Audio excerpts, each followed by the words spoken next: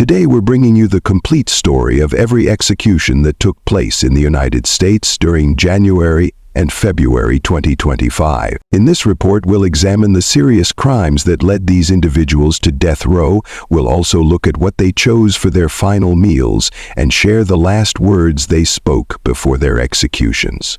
As you follow these stories, let us know in the comments which case affected you the most and where you're watching from around the world. After hearing these accounts, do you feel that justice was properly served?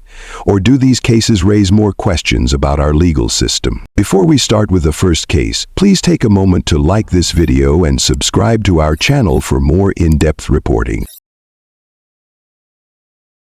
Marion Bowman Jr. On January 31st, 2025, Marion Bowman Jr. became the first person executed in the United States that year.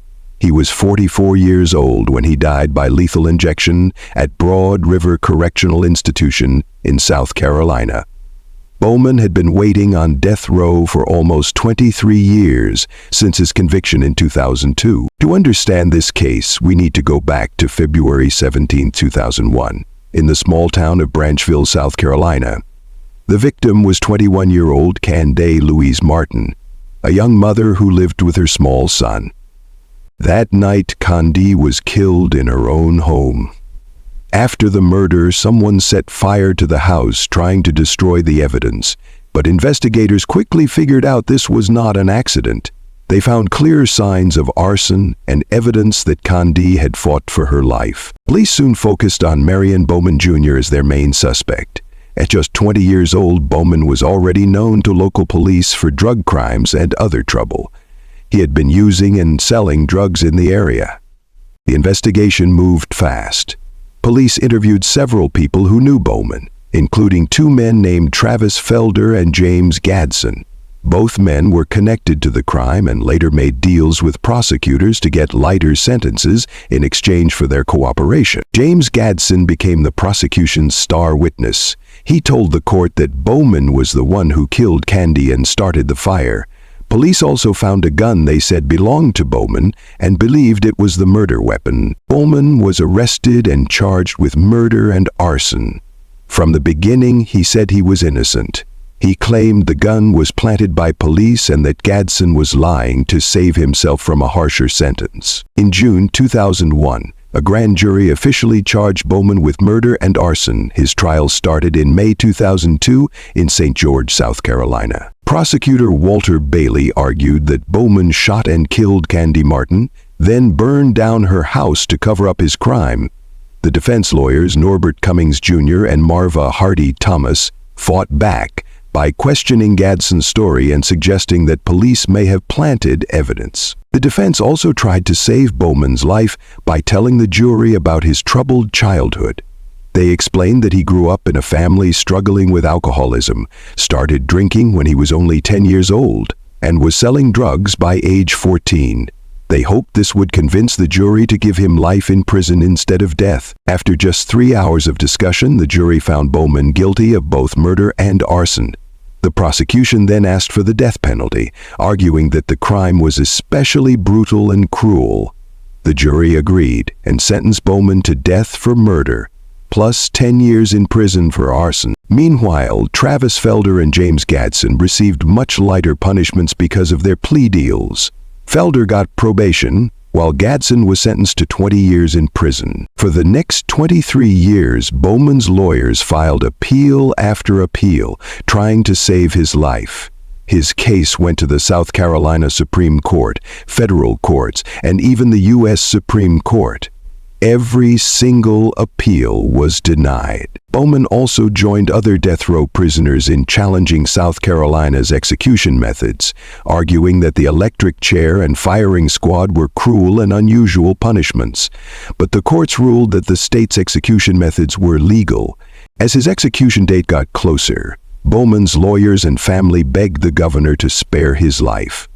The governor refused. For his last meal, Bowman chose fried shrimp, fish, oysters, chicken wings, chicken tenders, onion rings, banana pudding, German chocolate cake, pineapple juice, and cranberry juice. 2 hours before his execution, Bowman released a final statement through a collection of poems. Even at the end, He continued to say he was innocent of murder, though he admitted to having a relationship with Candace Martin and selling her drugs. On January 31, 2025, at 6:27 p.m., Marion Bowman Jr. was declared dead after receiving a lethal dose of pentobarbital. Witnesses reported that he looked at his lawyer one last time, closed his eyes, and took several heavy breaths before he died. Stephen Lorraine Nelson. On February 5, 2025, Stephen Lorraine Nelson was executed by lethal injection at the Huntsville unit in Texas. He was just 37 years old, only 2 weeks before his 38th birthday.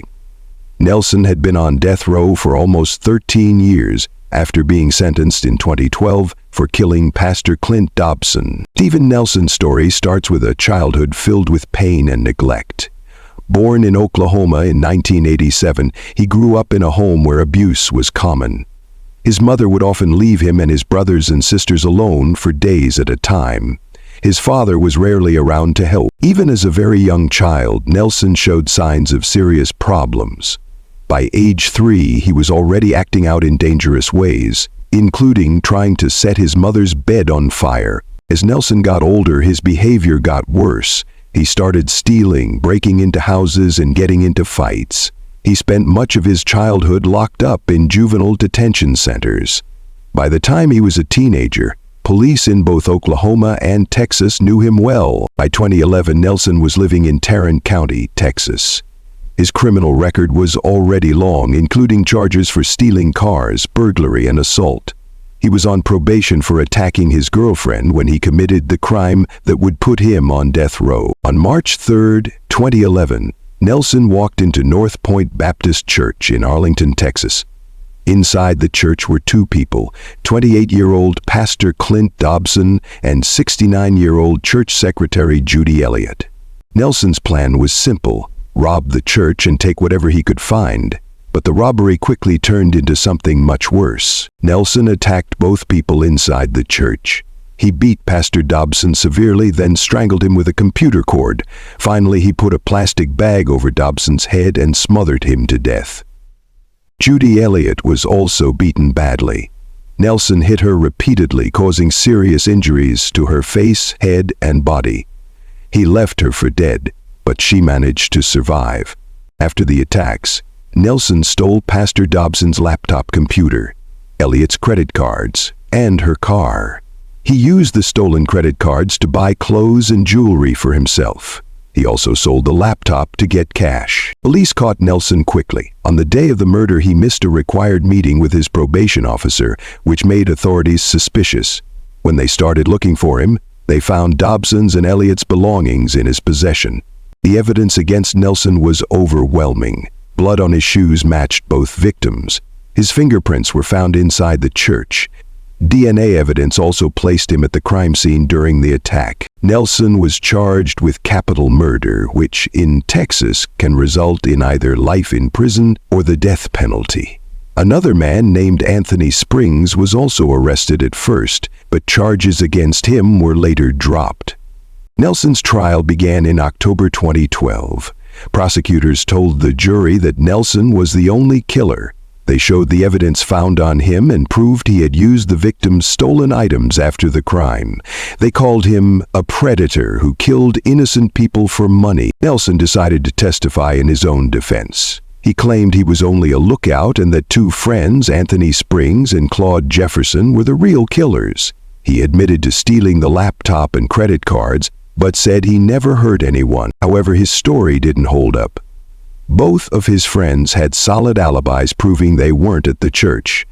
The physical evidence clearly showed Nelson was the attacker. The jury found Nelson guilty of capital murder and attempted capital murder. During the penalty phase, prosecutors revealed even more disturbing information about Nelson's violent past. While in jail waiting for trial, he had killed another prisoner named Jonathan Holden by strangling him with a blanket. Prosecutors argued that Nelson was extremely dangerous and would continue to hurt people if he was allowed to live. They said he deserved the death penalty. Nelson's defense lawyers tried to save his life by telling the jury about his terrible childhood, learning disabilities, and mental health problems. A psychiatrist testified that Nelson had ADHD and antisocial personality disorder.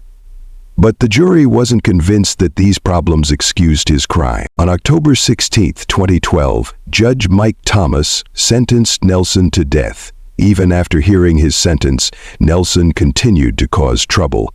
He broke a fire sprinkler in the courtroom, flooding it with black water. Nelson spent nearly 13 years on death row, filing many appeals to try to save his life.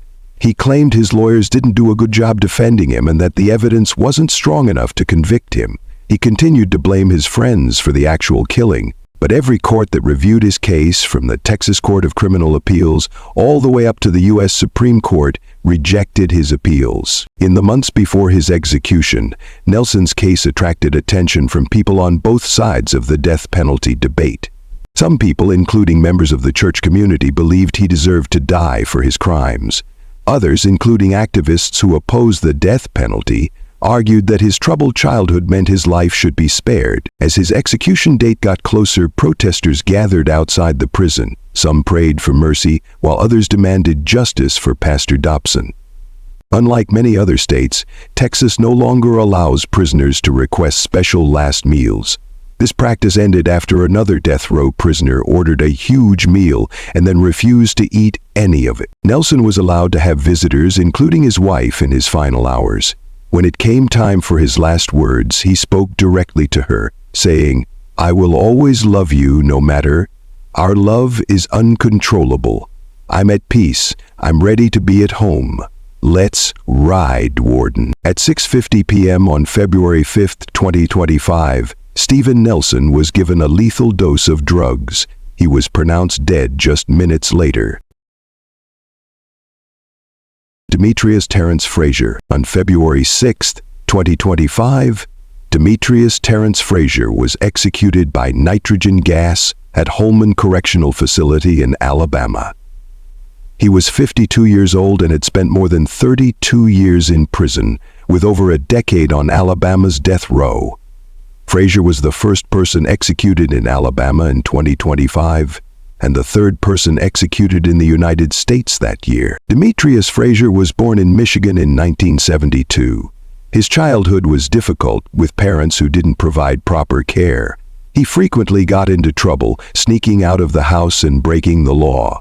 By his teenage years, he was already going in and out of juvenile detention centers. Frazier's most serious crimes began when he was just 19 years old. On November 27, 1991, in Birmingham, Alabama, he broke into the apartment of 40-year-old Pauline Brown by climbing through a window. He was looking for money to steal. After finding a small amount of cash, Frazier woke up Pauline and pointed a gun at her, demanding more money. She gave him $80 from her purse, but he wanted more. He then forced her to have sex with him at gunpoint. When Pauline begged him to spare her life, Frazier shot her in the back of the head, killing her. He then searched through her apartment looking for more money, ate some of her food, and left. As he walked away, he threw the gun in a trash can. Pauline's body was discovered by her friend and co-worker Tyrone Mitchell, who came to check on her when she didn't show up for work. The murder shocked everyone who knew her. Pauline left behind 2 daughters and a grandchild who had just been born. A few months later, on March 8, 1992, Frazier committed another terrible crime, this time in Detroit, Michigan. He trapped 14-year-old Crystal Kendrick, a runaway teenager, in an abandoned house.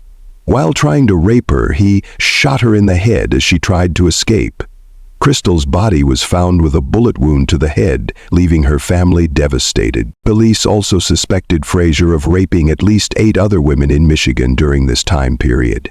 Frazier was eventually caught in Detroit after Crystal's murder. While in police custody, he confessed to killing Pauline Brown in Alabama. He later tried to take back this confession, claiming a detective had tricked him by promising he wouldn't be sent back to Alabama. However, the court didn't believe his story. Frazier faced separate trials in both Michigan and Alabama for his crimes. In Michigan, he was charged with murdering Crystal Kendrick and with several rapes and robberies. In April 1993, he was found guilty of felony murder and sentenced to 2 life terms in prison. He also received additional life sentences for the other rapes and robberies. In Alabama, Frazier was charged with capital murder for killing Pauline Brown during a robbery and rape. His trial took place in 1996. During the proceedings, Frazier became angry and disruptive.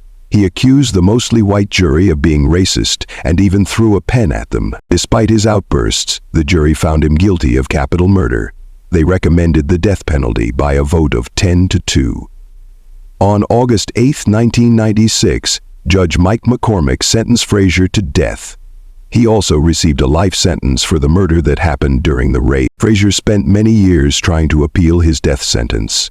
He argued that his confession was obtained unfairly and that Alabama's execution methods were cruel and unusual punishment. He also tried to get his case moved back to Michigan, where there is no death penalty, but the courts refused every request. His appeals went all the way to the U.S. Supreme Court, but every single one was denied. In 2018, Alabama approved nitrogen hypoxia as a new way to execute prisoners. This method involves having the person breathe pure nitrogen gas, which is supposed to cause them to lose consciousness and die peacefully. Frazier chose this method hoping it would be less painful than lethal injection. However, as his execution date got closer, his lawyers tried to stop it. They argued that the new method wasn't as painless as the state claimed. They pointed to problems in earlier nitrogen executions where prisoners appeared to suffer. Despite these concerns, the courts allowed the execution to proceed. Frazier's family and lawyers made one last attempt to save his life. They tried to get him transferred back to Michigan to serve his life sentences there instead of being executed in Alabama. Both the governors of Michigan and Alabama refused this request. His mother, Carol, said her son had changed over the years and wanted him to be allowed to live out his remaining days in Michigan. However, the governors did not agree to this arrangement. In his final days, Frazier was visited by his mother, sister, and his lawyers. For his last meal, he chose food from Taco Bell: a beefy 5-layer burrito, a chicken chalupa supreme, beef crunchy tacos, chips and dip, and a Mountain Dew. On the day of his execution, Frazier made a final statement. He apologized to the family and friends of Pauline Brown, saying her death should never have happened. He also apologized to the African American community. In a surprising twist, he told the media to contact a detective in Michigan, claiming he had made a false confession about Crystal Kendrick's murder. His very last words were simply, "Let's go." At 6:10 p.m., Frazier was strapped to a gurney and a mask was placed over his face. Nitrogen gas was released, and he began breathing it in. Witnesses reported that he gasped a few times. Then his breathing gradually slowed down and stopped. He was pronounced dead at 6:36 p.m., about 26 minutes after the process began. James Dennis Ford. On Thursday, February 13, 2025, James Dennis Ford was executed by lethal injection at Florida State Prison in Rayford. He was 64 years old and had spent more than 25 years on death row. Ford was the first person executed in Florida in 2025 and the fourth person executed in the United States that year. He was pronounced dead at 6:19 p.m. Eastern Time. The terrible crime that sent James Ford to death row happened on April 6, 1997, in Punta Gorda, a small city in southwest Florida. Ford worked at the South Florida sod farm alongside a man named Gregory Malnory. Ford invited Gregory and his wife Kimberly to go fishing with him that day. The couple decided to bring their 23-month-old daughter Miranda along for what they thought would be a fun family outing. None of them could have imagined the horror that was about to unfold. What started as a friendly fishing trip quickly turned into a nightmare. According to court records, Ford first attacked Gregory, shooting him in the back of the head. He then beat Gregory severely and slit his throat with a knife. During the attack, Kimberly was also hurt, but managed to do something that would save her daughter's life. She quickly strapped little Miranda into the backseat of their truck, protecting her from the violence. Ford then returned to finish his attack.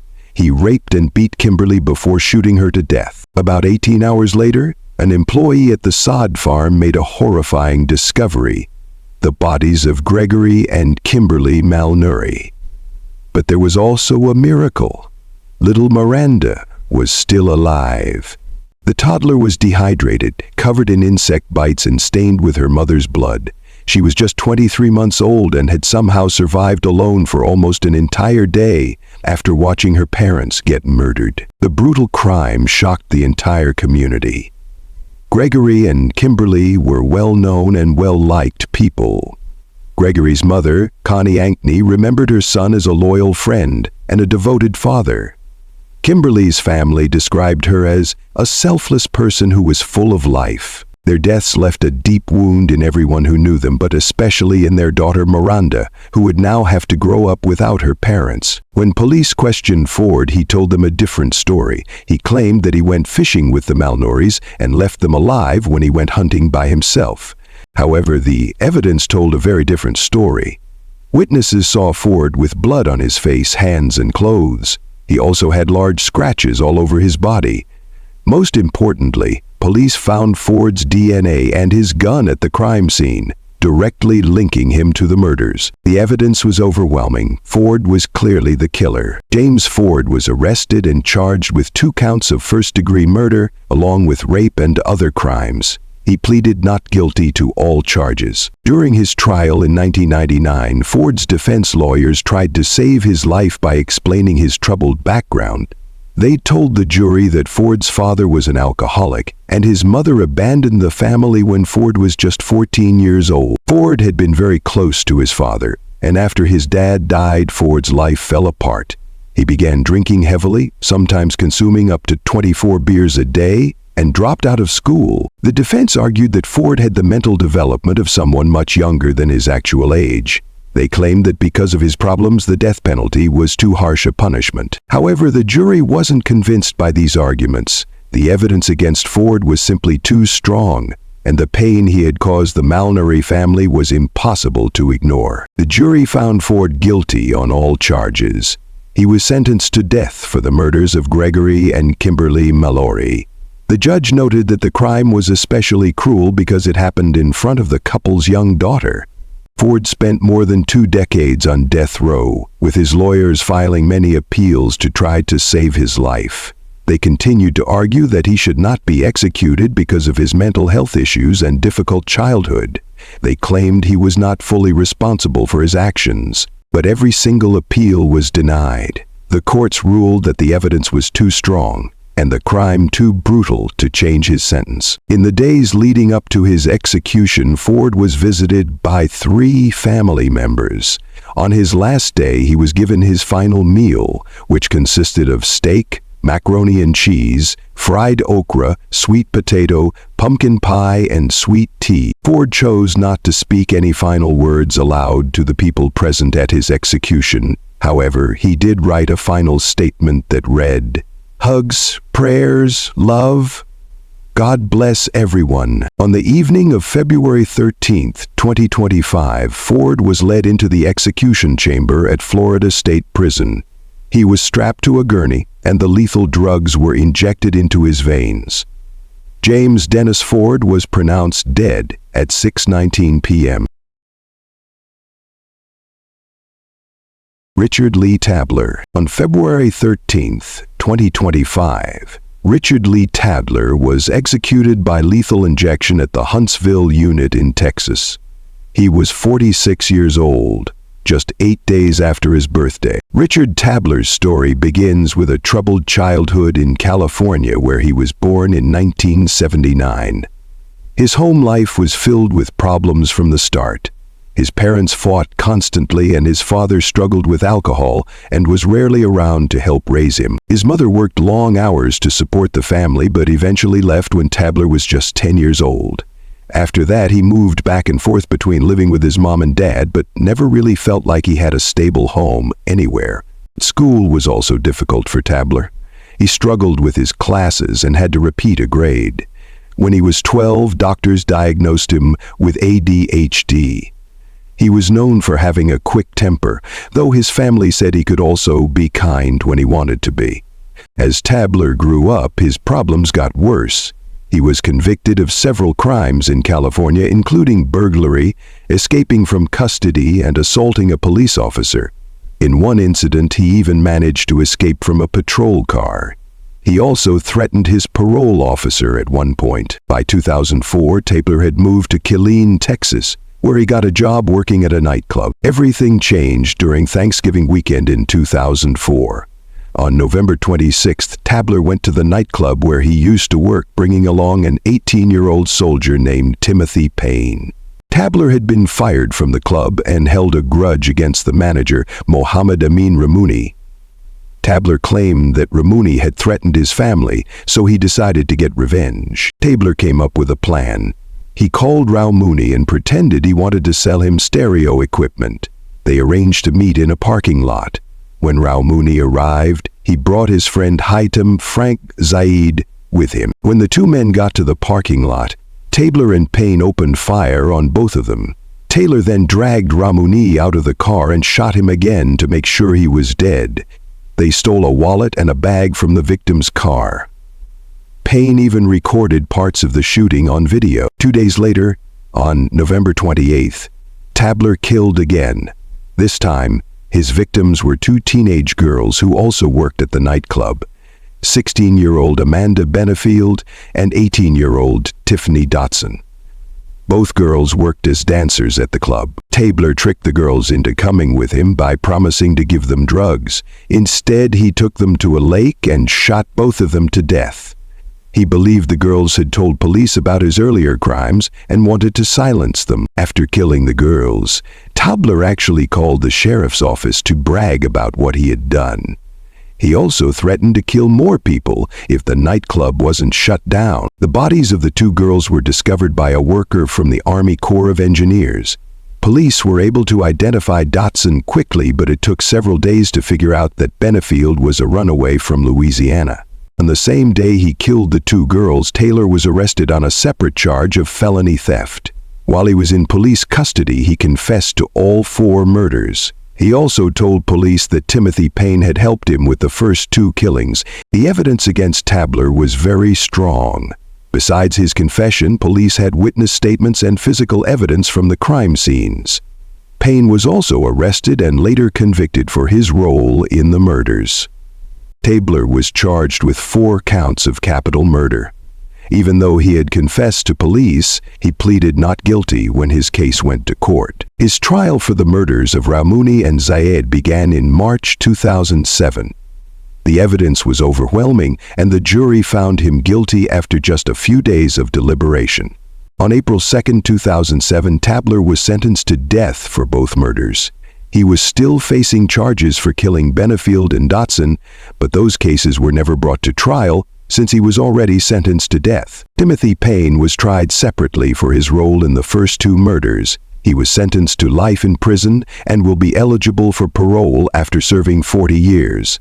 Tabler spent years trying to appeal his death sentence. Sometimes he said he wanted to give up his appeals and be executed, but other times he changed his mind and continued fighting. His lawyers argued that he had mental health problems and a difficult childhood that should be considered. However, the courts did not overturn his sentence. While on death row at the Polunsky unit, Tabler continued to get into trouble. In 2008, he was caught with a smuggled cell phone. He used it to make threatening phone calls to a Texas state senator. He also sent threatening letters to the same senator and even convinced a prison chaplain to help him send out more threats.